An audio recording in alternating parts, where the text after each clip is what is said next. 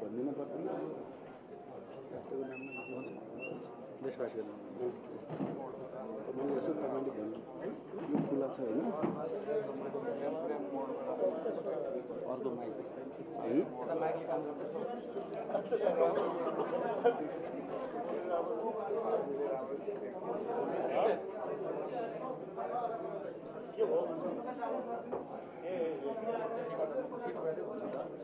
हुन्छ हुन्छ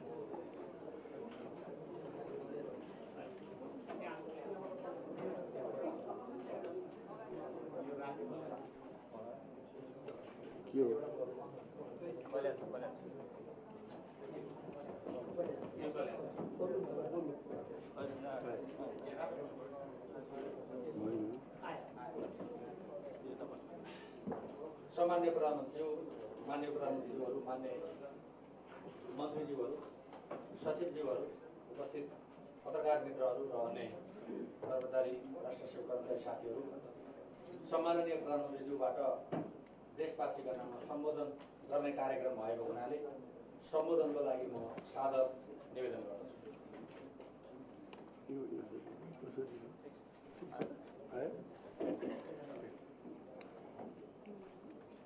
स्वदेश तथा विदेशमा रहनुभएका आदरणीय आमा बुवा दिदी बहिनी तथा दाजुभाइहरू, सर्वप्रथम म नयाँ नेपाल निर्माणका लागि बलिदान दिने वीर शहीदहरू, बेपत्ता र घाइते योद्धाहरूप्रति हार्दिक श्रद्धा एवं सम्मान तथा विभिन्न लोकतान्त्रिक र न्यायपूर्ण आन्दोलनका सबै सहभागीहरूप्रति हार्दिक आभार प्रकट गर्न चाहन्छु। यो विशेष सम्बोधन म हिजो नै संसद मार्फत गर्न चाहेको थिएँ, तर संसदमा रहेको अवरोधपछि आज सिधै जनता सामु उपस्थित भएको छु। आदरणीय जनसमुदायलाई राम्रोसँग थाहा छ, प्रधानमन्त्रीका रूपमा मैले अत्यन्त प्रतिकूल परिस्थिति विरासतमा पाएको थिएँ। त्यतिखेर संविधान कार्यान्वयनको गति अत्यन्त सुस्त र राजनीतिक वातावरण पनि निकै तनावपूर्ण थियो। एक थरी निराशा बान्नेहरूले अब नेपाल राजनैतिक र संवैधानिक शून्यतामा जाने भविष्यवाणी गरिरहेका थिए र अर्का थरीले राष्ट्रिय अखण्डतामा नै आशंका गरिरहेका थिए। सबै आर्थिक सूचकाङ्कहरू निराशाजनक थिए। 20 घण्टासम्मको लोड सेडिङ सामान्य मानिन्थ्यो। देश यति विभाजित थियो कि निर्वाचनमा सबैको सहभागिता हुन सक्छ र अझ निर्वाचन हुन सक्छ भन्नेमै धेरैलाई अविश्वास थियो। विकासका भाषण त थिए, तर आर्थिक वृद्धि दर 1% पनि थिएन। भूकम्प पीडितहरूको बिचल्ली नै थियो। छिमेकीहरूसँगको सम्बन्ध पनि सहज थिएन। यसरी चौतर्फी राजनैतिक, सामाजिक, आर्थिक र कूटनीतिक समस्याका बीच सम्मानित सदनबाट मैले प्रधानमन्त्रीको पदको जिम्मेवारी पाएको थिएँ। आज म जनताको सामु उभिएर विश्वासका साथ भन्न सक्छु कि करिब 10 महिनाको छोटै अवधिमा सरकार त्यो परिस्थिति बदल्न सफल भएको छ। संविधान र संघीयता कार्यान्वयनका दिशामा हामी धेरै अगाडि बढिसकेका छौँ। सिङ्गो देश एकजुट भएर अत्यन्त शान्तिपूर्ण, निष्पक्ष र उल्लासपूर्ण ढङ्गले स्थानीय तहको पहिलो चरणको निर्वाचन सम्पन्न भएको छ भने बाँकी 4 प्रदेशमा दोस्रो चरणको निर्वाचनका लागि पनि लगभग सबै तयारी पूरा भइसकेको छ। संविधानले अंगीकार गरेको 3 तहको संघीय प्रणालीको मेरुदण्ड नै स्थानीय तह हो। दोस्रो चरणको निर्वाचनमा पनि सिङ्गो देश सहभागी हुनेछ र पहिलो जस्तै लोकतन्त्रको महोत्सवका रूपमा शान्तिपूर्ण, विवेकपूर्ण र उत्साहजनक रूपमा सम्पन्न हुनेछ भन्ने कुरामा म पूर्णतः विश्वस्त छु। निश्चय नै यो निर्वाचनबारे आशंकाहरू थिए र ती अकारण पनि थिएनन्, किनकि स्थानीय तह प्रतिनिधिविहीन भएको झन्डै 20 वर्ष भइसकेको थियो। र कसैसँग यो रिक्तता मेट्ने दह्रो प्रतिबद्धता पनि देखिएको थिएन। यो निर्वाचन रोक्न सके सिङ्गो संविधान र सँगसँगै लोकतान्त्रिक गणतन्त्र, संघीयता र धर्मनिरपेक्षता जस्ता जनताका ऐतिहासिक उपलब्धिहरू पनि असफल बनाउन सकिन्छ कि भन्ने षड्यन्त्रहरू पनि कतै कतैबाट भइरहेकै थिए।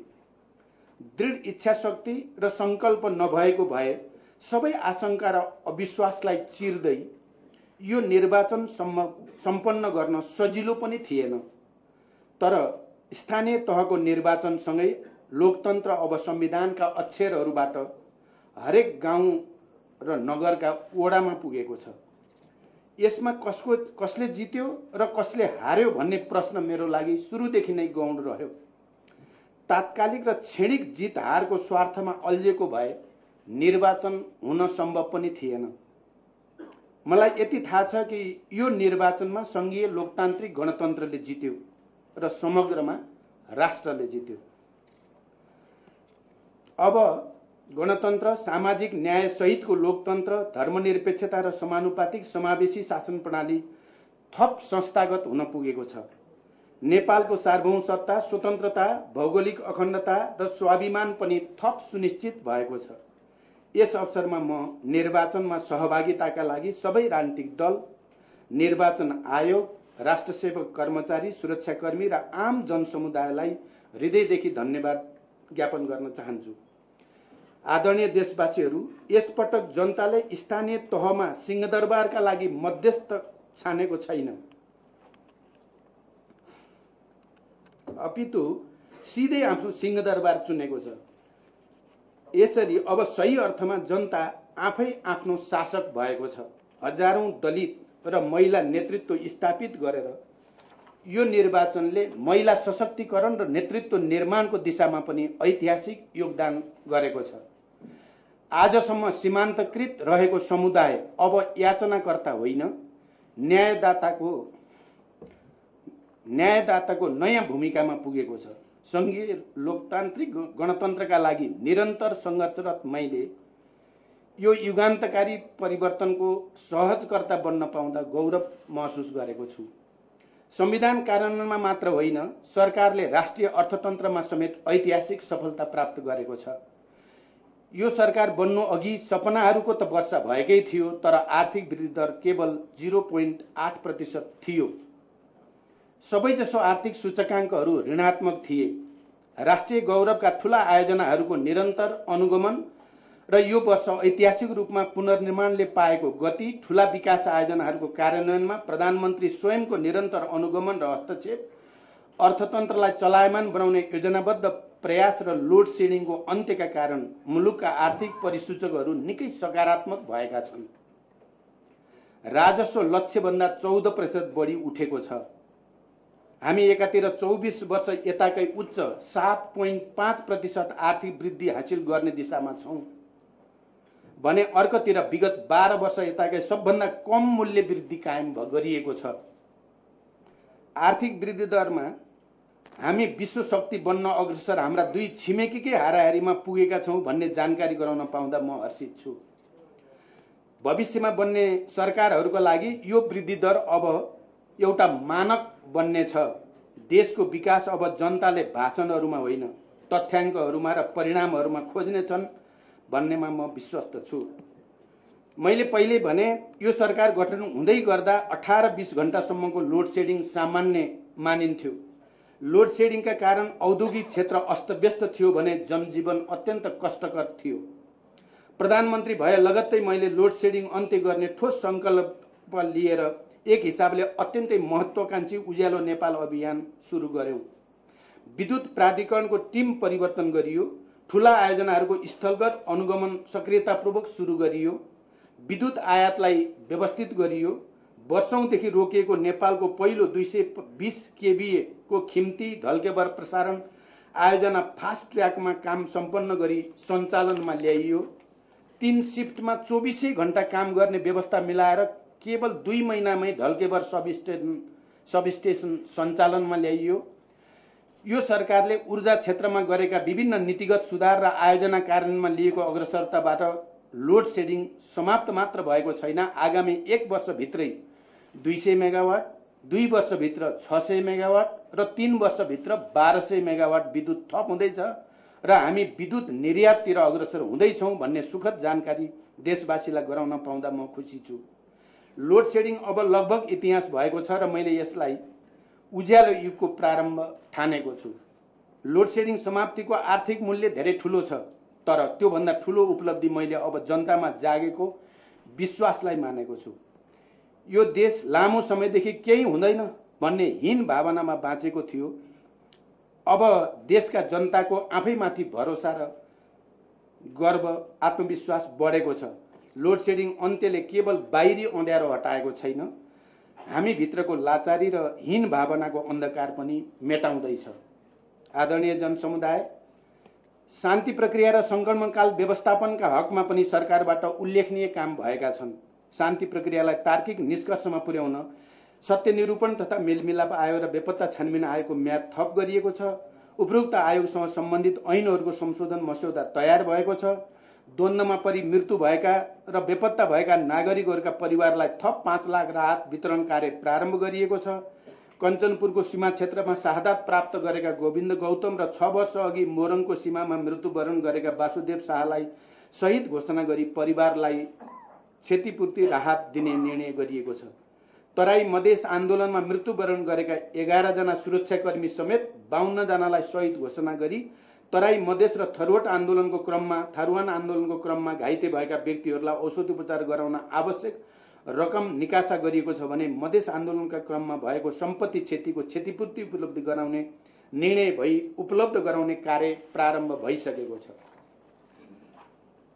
महिला आयोग, राष्ट्रिय दलित आयोग, आदिवासी जनजातीय आयोग, मुस्लिम आयोग, मधेसी आयोग र थारू आयोग सम्बन्धी विधेयकहरू व्यवस्थापिका संसदमा पेश भएका छन्। स्थानीय तह सञ्चालन सम्बन्धी विधेयक पनि संसदमा विचाराधीन छ। प्रशासनिक पुनर्संरचनाका लागि सामान्य प्रशासन मन्त्रीको अध्यक्षतामा उच्चस्तरीय अधिकार सम्पन्न समिति गठन भई काम अघि बढेको छ। प्रत्येक प्रदेशहरूमा उच्च अदालत र उच्च सरकारी वकिल कार्यालय स्थापना गरी काम प्रारम्भ भएको छ। भाषा आयोग गठन गरिएको छ। भूकम्प पीडितहरूको पुनर्वास र जीविका अनि पुनर्निर्माण सरकारको मुख्य प्राथमिकता थियो र छ। पुनर्निर्माण प्राधिकरणको गति सुस्त र लगभग परिणामहीन देखिएपछि सरकारले नेतृत्व नै परिवर्तन गरेर राहत र पुनर्निर्माणमा तीव्रता दिने जमर्को गरेको छ। सर्वेक्षण सम्पन्न भइसकेका 11 जिल्लामा निजी आवास अनुदानको पहिलो किस्ता बापतको रकम सबैजसो सेवाग्राहीका खातामा पठाइसकिएको छ। निजी आवास निर्माणमा पीडितहरूले पाउने अनुदान रकम रु 1 लाख र सहुलियत ऋणमा 3 लाख थप गरिएको छ र समग्रमा 8 लाखसम्मको प्याकेजको व्यवस्था गरिएको छ। यसैगरी बाढी, पहिरो, डुबान र आगलागीबाट पीडितहरूलाई पनि भूकम्प पीडित सरह राहत दिने व्यवस्था गरिएको छ। कृषि क्षेत्रको व्यवसायीकरण र औद्योगिकरण पनि सरकारको उच्च प्राथमिकतामा रह्यो।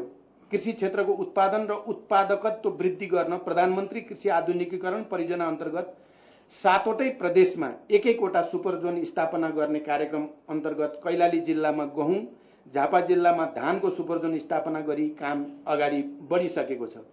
अन्य प्रदेशमा सुपर जोन स्थापनाको काम अन्तिम चरणमा पुगेको छ। कृषकहरूको हक, हित र अधिकार स्थापित गर्न इतिहासमै पहिलो पटक अधिकार सम्पन्न किसान आयोग गठन गरिएको छ। कृषि बीमा र किसान पेन्सन योजनाका लागि पनि सरकारले आधार तयार पारेको छ। जब म प्रधानमन्त्रीको उम्मेद्वार थिएँ, एक थरी साथीहरूले संसदमा मलाई उत्तेजनापूर्वक सोध्नु भएको थियो, फास्ट ट्र्याक के हुन्छ, ओबिओआर के हुन्छ, हुलाकी मार्ग के हुन्छ। यी प्रश्न गलत थिएनन्, तर सोध्नेहरूको नियत सही थिएन। त्यो प्रश्नमा अविश्वास थियो र अरूमाथि आफैमाथि विश्वास भएन भने अरूमाथि पनि विश्वास नहुँदो रहेछ। फास्ट ट्र्याकलाई लिएर त सरकारमाथि नियोजित दुष्प्रचारको अभियान नै चल्यो। आज म यो सम्बोधनबाट जवाब दिँदैछु।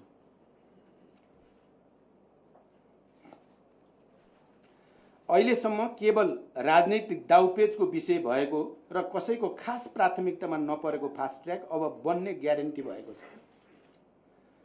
राजधानी र तराई बीचको द्रुत मार्ग अब सुनिश्चित भएको छ। केही दिनमै म त्यसको शिलान्यास गर्दैछु र नेपाली सेनाले त्यसलाई बनाउँदैछ। मधेस तराईको समग्र अर्थतन्त्र र जनजीवन नै बदल्ने महत्त्वको दूरगामी हुलाकी मार्ग पनि अहिले सबैभन्दा तीव्र गतिमा बनिरहेको छ। यो विषय मैले भारतका प्रधानमन्त्रीसँग प्रत्यक्ष रूपमा अत्यन्त प्राथमिकताका साथ उठाएपछि नै हुलाकी मार्ग निर्माणले तीव्रता पाएको हो। अब तराई मधेसको आर्थिक र सामाजिक जीवनमा कायापलट हुँदैछ। खानेपानी, सडक र अन्य पूर्वाधारका क्षेत्रमा पनि सरकारका उपलब्धिहरू उल्लेखनीय रहेका छन्। काकाकुल राजधानीले वर्षौंदेखि देखेको मेलम्चीको पानीको सपना अब दशैं अघि नै पूरा हुने भएको छ। निर्णय पटक पटक भएको तर कार्यान्वयनमा नआएको नागढुङ्गा नौबिसे खण्डको सुरुङ मार्ग बन्ने सुनिश्चित भएको छ। काठमाडौँ सेटेलाइट मेगा सिटीको तयार गरी व्यवस्थित शहरीकरणको मोडेल अघि सारिएको छ। मुलुकका 17 शहरमा एक शहर एक पहिचान कार्यक्रम, रुकुमकोट लिबाङमा स्मार्ट शहर, निजगढ, पालुङटार, लुम्बिनी, दुल्लु, वालिङ, अमरगढी, पोखरा, धरान, विराटनगर र काठमाडौँ लगायत 13 वटा स्थानमा मेगा सिटीको कार्य प्रारम्भ गरिएको छ। विगतमा सधैँ केन्द्रमा बस्ने र निर्देशन मात्र दिने तर आयोजनाको वास्तविक अवस्था कहिल्यै नबुझ्ने एउटा नराम्रो परम्परा देखिएको थियो। तर मैले विकास निर्माणलाई उच्च प्राथमिकता दिई राष्ट्रिय गौरवका आयोजनाहरूको कार्यान्वयनलाई तीव्रता दिन र आइपरेका समस्याहरूको तत्कालै समाधान गर्न आफैले आयोजनाहरू अनुगमन, निरीक्षण र निर्देशन गरेँ। समय अगावै गुणस्तरीय काम सम्पन्न गर्ने आयोजना र कर्मचारीहरूलाई पुरस्कृत गर्ने घोषणापछि पहिले धेरै नै सुस्त रहेका कयौं आयोजनाहरू छिटै सम्पन्न हुने दिशामा छन्। यो सरकारले ऐतिहासिक रूपमा लगानी सम्मेलन सम्पन्न गरेको छ। यस सम्मेलनमा इतिहासमै सबभन्दा धेरै 13 अरब 51 करोड अमेरिकी डलर अर्थात् झण्डै 14 खरब नेपाली रुपियाँ बराबरको लगानी प्रतिबद्धता प्राप्त भएको छ। अब देशमा लगानी अभिवृद्धि भई औद्योगिक विकासले गति लिने आधार तयार भएको छ। लगानीको वातावरण बनाउन औद्योगिक व्यवसाय ऐन, विशेष आर्थिक क्षेत्र सम्बन्धी कानुन तर्जुमा गरिएको छ। वित्तीय क्षेत्रको सुदृढीकरण गर्न बाफिया सम्बन्धी ऐन पारित भई कार्यान्वयनमा लगिएको छ।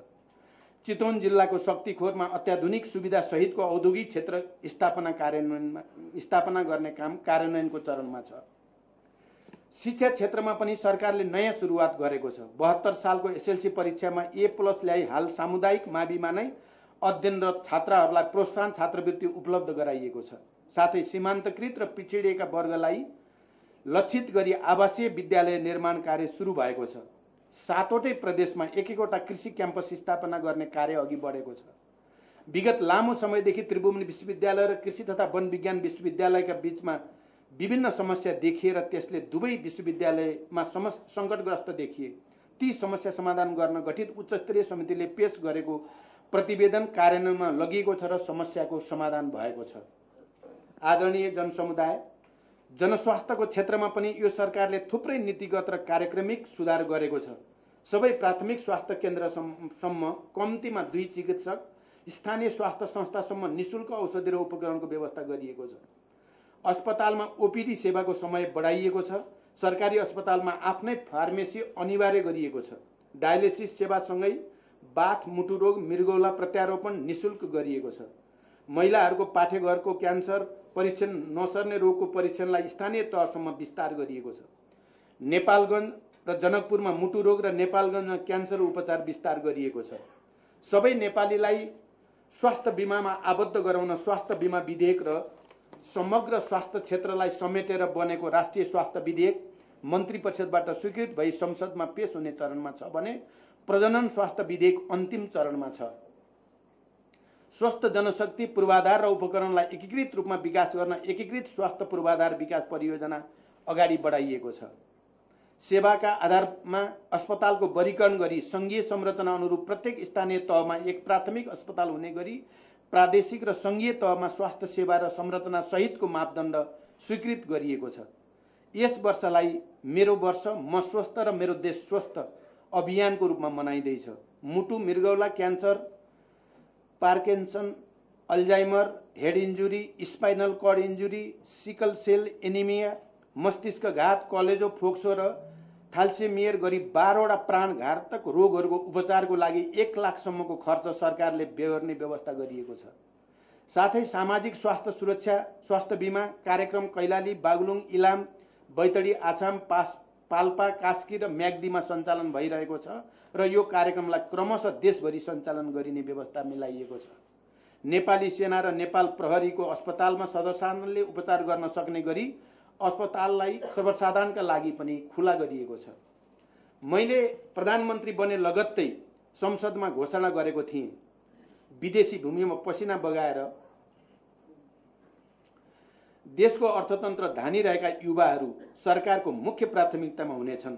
सरकारले वैदेशिक रोजगारीमा जानेहरूको हकमा सुरुका दिनदेखि नै विभिन्न निर्णय गरेको छ। बीमा रकम 3 गुणा बढाइएको छ। पासपोर्टका लागि विदेशमा जाने शुल्क झन्डै आधा घटाइएको छ।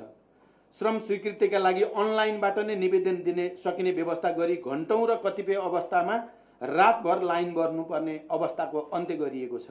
वैदेशिक रोजगार म्यादी जीवन बीमा सुरु गरिएको छ। बीमा बापत विगतमा 7 लाखसम्म मात्र पाउने व्यवस्थामा 20 लाखसम्म थप गरी 27 लाखसम्म पाउने व्यवस्था गरिएको छ। वैदेशिक रोजगारीको क्रममा विभिन्न अभियोगमा मृत्युदण्ड सुनाइएका, थुनामा रहेका, मुद्दा चलिरहेका, ब्लड मनी तथा जरिवाना तिर्न नसकेर मृत्युको प्रतीक्षा गरिरहेका नागरिकहरूका लागि कूटनीतिक, कानुनी र आर्थिक सहायता सम्बन्धी विशेष व्यवस्था गरिएको छ। गरिबका लागि सरकार हाम्रो संकल्प थियो। देशभरका भूमिहीन, सुकुम्बासी, अरुवा, चरुवा, हलिया, मुक्त कमैया लगायतका समुदायका समस्या समाधान गर्न बसोबास आयोग गठन गरिएको छ। गरिब घर परिवारका लागि परिचय पत्र वितरण गरी विपन्न नागरिकहरूलाई सेवा प्रवाहमा प्राथमिकता दिइँदैछ। जग्गा धनी प्रमाण पूर्जा नभएका कारण आधारभूत आवश्यकताका रूपमा रहेको खानेपानीको धारा, बिजुली बत्तीबाट वञ्चित देशभरका भूमिहीन, सुकुम्बासी, किसान, मजदुर र श्रमिकहरूलाई निजहरूको नागरिकताको प्रमाणपत्र बसोबासका आधारमा पानी र बत्तीको मिटर जोड्ने व्यवस्था गरिएको छ। जातीय भेदभाव र छुवाछुत अन्त्य तथा दलित अधिकार प्रवर्धन सम्बन्धी कार्यविधि 2073 तर्जुमा भई प्रधानमन्त्रीको अध्यक्षतामा जातीय भेदभाव र छुवाछुत अन्त्य तथा दलित अधिकार प्रवर्धन उच्चस्तरीय समिति गठन समेत भई काम सुरु गरिएको छ। यातायात क्षेत्रमा सर्वसाधारणले बेहोर्न परेको शास्तिलाई कम गर्न एकातिर अनलाइन सेवा सुरु गरिएको छ भने अर्कातिर शाखा कार्यालयहरू थप गरी सेवालाई प्रभावकारी बनाइएको छ। पछिल्ला दशकहरूमा हामीले सरकारी उद्योगहरू या निजीकरण गर्यौं या बन्द गर्यौं। यसले अर्थतन्त्र मात्र प्रभावित भएन, दातादेखि जनतासम्म साह्रै नराम्रो सन्देश गयो। यो सरकार त्यो क्रम रोक्न र नयाँ सुरुवात गर्न प्रतिबद्ध थियो। त्यही प्रतिबद्धताका कारण वर्षौंदेखि बन्द रहेको नेपाल औषधि लिमिटेड सञ्चालनमा ल्याउन र औषधि उत्पादन सुरु गर्न सकिएको छ। अरू उद्योगहरूका हकमा पनि नयाँ सम्भावनाहरूको खोजी गरिएको छ। मध्य तराईका 8 जिल्लाहरू बारा, पर्सा, रौतहट, धनुषा, महोत्तरी, सर्लाही, सप्तरी र सिराहामा सञ्चालित सीमा क्षेत्र विकास कार्यक्रम तराईका थप 12 जिल्लाहरूमा विस्तार गरिएको छ। विज्ञान र प्रविधिको विकासका लागि हरेक प्रदेशमा विद्यमान प्राकृतिक सम्पदा र मानवीय संसाधनलाई उपयोग गरेर कम्तीमा एक अनुसन्धान केन्द्र स्थापना गर्ने दिशामा सरकार अघि बढेको छ। पेट्रोलियम क्षेत्रमा हाम्रा सम्भावना उजागर गर्ने ग्लोबल टेन्डर गरिएको छ। प्रदूषण रोक्न 20 वर्षभन्दा पुराना गाडीहरू प्रतिबन्ध लगाइएको छ। राजधानी हर निषेधित भएको छ। युरो 3 युक्त गुणस्तरको इन्धनलाई युरो 4 मा स्तरोन्नति गरिएको छ। 7 प्रदेशमा 150 वटा क्लाइमेट स्मार्ट भिलेज स्थापना कार्य अन्तिम चरणमा पुगेको छ। नेपालको आफ्नै भू उपग्रहका लागि ग्लोबल टेन्डरको प्रक्रिया पनि अघि बढेको छ। सञ्चारलाई गुणस्तरीय र प्रभावकारी बनाउन 4G सेवा सञ्चालनमा ल्याइएको छ। प्यारा दिदीबहिनी दाजुभाइहरू, म प्रधानमन्त्री हुनु अघि सरकारको विदेश नीति विवेकभन्दा आवेगले निर्देशित देखिएको थियो। छिमेकीहरूसँगको सम्बन्ध सहज थिएन। सरकारले सुरुदेखि नै कूटनीतिक अग्रसरता लियो र 2 उपप्रधानमन्त्रीहरूलाई एकैपटक 2 छिमेकी देशमा विशेष दूतका रूपमा पठाएर सम्बन्ध सामान्यीकरण र विश्वास अभिवृद्धिको पहल कदमी लियो। भारत र नेपालका सम्माननीय राष्ट्रपतिहरूको भ्रमण, मेरो भारत र चीनको भ्रमण अनि ब्रिक्स सम्मेलनमा सहभागिताले आपसी विश्वाससँगै आपसी सहयोगको बाटो खुलेको छ। यो सरकारले छिमेकीहरूसँग आपसी सम्बन्धलाई राजनैतिक, कूटनैतिक र जनस्तरसम्म सहज र सन्तुलित बनाएको छ। यस बीचमा भारतसँग खास गरी राजनीतिक, सुरक्षा र सिमाना, आर्थिक सहयोग, पूर्वाधार विकास, व्यापार तथा परिवहन, ऊर्जा तथा जलस्रोत, शिक्षा तथा संस्कृति जस्ता विषयमा सहमति भएका छन्। भारत र चीन लगायतका छिमेकी र अन्य मित्र राष्ट्रसँगको सम्बन्धलाई थप सन्तुलित, सुदृढ बनाइएको छ। चीन सरकारको महत्त्वाकांक्षी योजना वन बेल्ट वन रोड इनिसिएटिभ कार्यक्रममा सहभागी हुने सम्झौता पत्रमा हस्ताक्षर गरी नेपाल चीन सम्बन्ध र नेपालको आर्थिक विकासका लागि महत्त्वपूर्ण पहल लिइएको छ। 1200 मेगावाटको जलाशययुक्त बुढीगण्डकी जलविद्युत आयोजना चिनिया कम्पनीलाई निर्माण गर्न दिने निर्णय गरिएको छ। जलविद्युत विकासको मात्र होइन, वैदेशिक लगानी र जनताको मनोबलका हकमा समेत यो निर्णय ऐतिहासिक छ। यसैगरी चिनिया सहयोगमा रसुवागढी स्यापुरबेसी सडक स्तरोन्नति र भूकम्पबाट क्षतिग्रस्त संरचनाको पुनर्निर्माण सम्बन्धी सम्झौता सँगै नेपाल चीन अन्तरसीमा आर्थिक क्षेत्र सम्बन्धी समझदारी पत्रमा हस्ताक्षर भएको छ। यसबाट नेपाल चीन सम्बन्ध र नेपालको आर्थिक विकासका लागि महत्त्वपूर्ण योगदान पुग्ने सरकारको विश्वास छ। सन्तुलित र राष्ट्र केन्द्रित विदेश नीतिका पक्षमा सरकारको सक्रियतासँग सिङ्गो देश जानकार नै छ। संविधान कार्यान्वयनको जटिल चरणमा सबै राजनीतिक शक्तिहरू सरकारदेखि संसद र जनस्तरसम्म एक ठाउँमा उभिनुपर्छ भन्ने मान्यतामा म अडिग रहँदै आएको छु। तराई, मधेस, पहाड र हिमाल सबैलाई जोडेर अगाडि बढ्ने वातावरण बनाउन मैले सुरुदेखि नै सबभन्दा बढी जोड र मेहनत गरेको छु। उत्पीडितहरूको पहिचान र अधिकारको लडाईँको नेतृत्व हुनुको नाताले सबैलाई जोडेर परिवर्तनतिर अगाडि बढाउने कुरालाई मैले आफ्नो ऐतिहासिक दायित्व ठानेको छु। वैचारिक मार्गचित्र फरक भए पनि हामी धेरैजसो राजनीतिक कर्मीहरू कठिन, रक्तरञ्जित र बलिदानपूर्ण आन्दोलनबाट आएका छौँ। हाम्रा थुप्रै सहयोद्धाले लक्ष्य प्राप्तिका लागि हाम्रै आँखा अगाडि शहादत वरण गरे र त्यो शहादतले हामीलाई तर्साएन, बरु अरू मजबुत बनायो। आन्दोलन र क्रान्तिका कठिन चरणमा हामी रुँदै हाँस्यौँ र हाँस्दै रोयौँ। त्याग, तपस्या, जेल, नेल, भूमिगत र निर्वासन जीवनका हाम्रा सबैका आफ्नै इतिहास छन् र हामी धेरैजसो क्रान्तिकै सन्तान हौँ। आज देशले हामीसँग हाम्रै क्रान्तिहरूको अर्थ र औचित्य खोजेको छ। राजनीतिक लोकतन्त्र स्थापित गर्ने दिशामा त हामी करिब सफल भएका छौँ, तर सामाजिक लोकतन्त्र, समृद्ध र न्यायपूर्ण समाज निर्माणको काम अझै अधुरो छ। म आज सबै देशवासीलाई आह्वान गर्न चाहन्छु, आउनुहोस् हामी सबै एक ठाउँमा उभिएर राजनीतिलाई भावना र उत्तेजना होइन, आर्थिक वृद्धिमा केन्द्रित गरौँ। सपनाहरूको क्रान्ति त हामीले धेरै गर्यौँ, अब हामीलाई उपलब्धिहरूको क्रान्ति चाहिएको छ।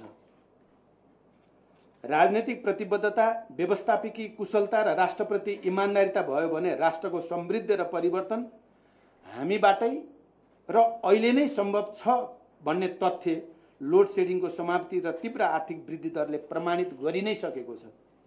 आउनुहोस् विभेद र बहिष्करणलाई अस्वीकार गर्दै राष्ट्रिय एकतालाई मजबुत पारौँ, आर्थिक क्रान्तिका लागि साझा सङ्कल्प गरौँ, समृद्ध र न्यायपूर्ण राष्ट्र निर्माण गरौँ। हामी सबैलाई थाहा छ, गठबन्धन सरकारका आफ्ना सीमाहरू हुन्छन्। फरक फरक राजनीतिक दृष्टिकोण बीच सहकार्य स्वाभाविक रूपमा नै केही जटिल र पेचिलो हुने गर्दछ, तर अपवाद बाहेक सरकारमा त्यो जटिलताको छाप परेन। म सरकारमा सहभागी सबै राजनीतिक दल र मान्य मन्त्रीहरूलाई सहयोग, सद्भाव र सहकार्यका लागि हृदयदेखि धन्यवाद दिन चाहन्छु। हाम्रो राजनीतिको सबैभन्दा ठुलो समस्या राजनीतिक नेतृत्वमा इमानको कमी र उपयोगको संस्कृति रहँदै आएको छ। इमानदार भएर भन्नुपर्दा हामी सबै कुनै न कुनै रूपमा त्यो संस्कृतिका शिकार छौँ। दलहरू र नेताहरू बीच पटक पटक भएका लिखित र अलिखित सहमतिहरू च्यातिएका थुप्रै उदाहरण हामीसँग छन्। सच्चा साझेदारीका हकमा त अहिलेसम्म कहिले कुनै सहमति राम्रोसँग पालन भएको छैन। कसैको कसैप्रति कुनै भरोसा नहुने र हरेकले हरेकलाई उपयोग मात्रै गर्ने आजसम्मको प्रवृत्तिले लोकतन्त्रलाई संस्थागत हुन मद्दत बिल्कुलै गरेको छैन। वचनको भरोसा नभएको नेतृत्वले लोकतन्त्र र राष्ट्रलाई नेतृत्व दिन पनि सक्दैन। दोस्रो चरणको निर्वाचन पनि यही सरकारले गराओस् भन्ने सिङ्गो देश र प्रतिपक्ष समेतको सदिच्छाप्रति म आभारी छु। तर मैले नेपाली राजनीतिमा लामो समयदेखिको नैतिकताको खडेरी तोड्ने सङ्कल्प गरेको छु। अत नेपाली कङ्ग्रेससँग भएको समझदारी अनुसार नै म अगाडि बढ्दैछु। सत्ता छाड्नु पर्दा अहिलेसम्म देखिने गरेको पीडा, आक्रोश र छटपटीको परम्परा तोड्दै अबका दिनमा पनि एउटा राजनीतिज्ञका रूपमा, एउटा सांसदका रूपमा र एउटा नागरिकको रूपमा मुलुक र जनताको उत्थानमा निरन्तर क्रियाशील रहने प्रतिबद्धता सहित म आजै र अहिले नै प्रधानमन्त्री पदबाट राजीनामाको घोषणा गर्दछु र म यहाँबाट सिधै सम्माननीय राष्ट्रपति कहाँ गएर आफ्नो राजीनामा पेश गर्दैछु। राष्ट्रिय एकता र सहमतिका निम्ति मेरो प्रयास निरन्तर जारी रहनेछ। मैले एउटा सफल प्रधानमन्त्रीको हैसियतले बिदा लिन पाउँदा आम नेपाली दिदीबहिनी दाजुभाइहरूसँग म हार्दिक आभार प्रकट गर्न चाहन्छु। धन्यवाद।